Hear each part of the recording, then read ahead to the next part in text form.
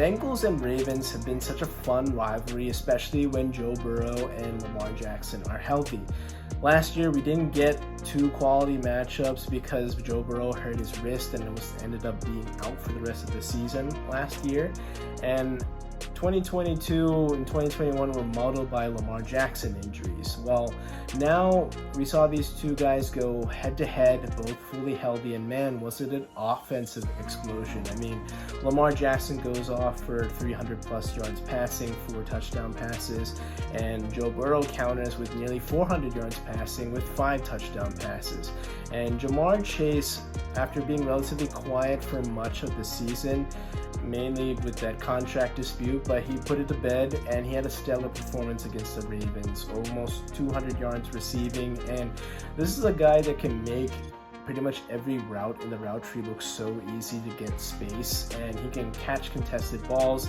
He can generate space with his route running ability, like I was saying. And there was one of these sequences where he just caught a screen pass and made something out of nothing and bursted through the right side of the Ravens defense all the way for a touchdown. Now, in the second half, the Bengals were in control for much of this game. They had double-digit leads several times, but it came down to the final minutes after they hit T. Higgins on a slant. They were in field goal range, so they were up 3 already, so they either had a chance to make it a 2-possession lead with a touchdown or at least push the lead up to 6. Now, unfortunately for the Bengals, Joe Burrow was looking Ja'Marr Chase's way, and the route was undercut by Marlon Humphrey making a great play on the ball and possession back to the Ravens. They were to go down the field and tie up the game, and this game is going into overtime.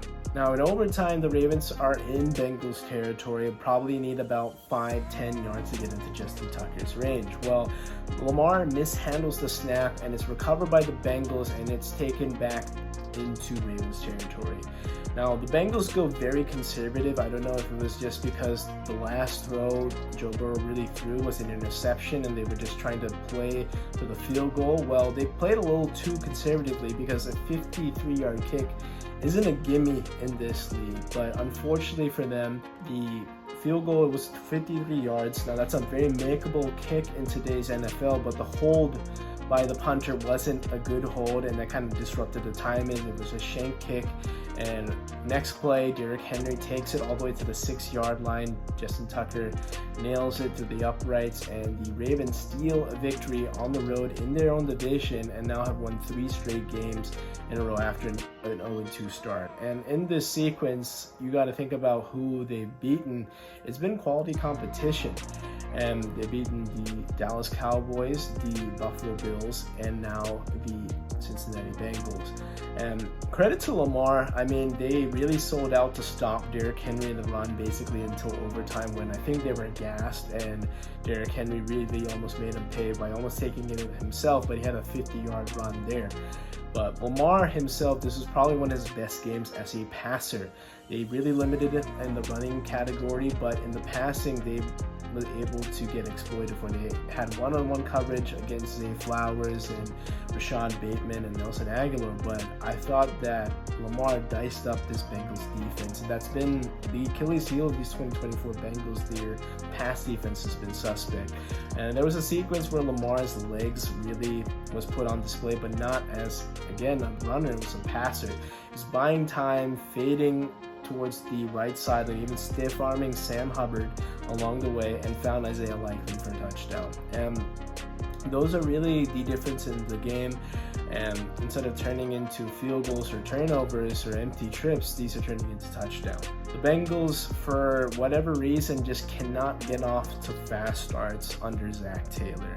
You can throw away the first year in his career because that was without Joe Burrow and it was a hopeless team. From 2021 onwards, they've been a contending team, but they've consistently got off those slow starts in September, and now they're 1-4 and they have a ton of problems defensively. They cannot stop a nosebleed, and their game plan basically is just let Joe cook with 2 really good receivers with no running game. I mean, Chase Brown was probably pretty good in this game. He had his best yards per carry, I think, in his entire season, but not a consistent threat, and they're a very one-dimensional team, kind of like the Dallas Cowboys. Well, if this doesn't turn around anytime soon, I don't expect them to be the fringe dark horse Super Bowl contenders that I initially expected them to be. They could mess around and somehow get into the playoffs. They're just that good offensively with Joe Burrow. But I don't see them making a lot of noise, and unfortunately this could lead to Zach Taylor losing his job and them having to retool with a very different roster.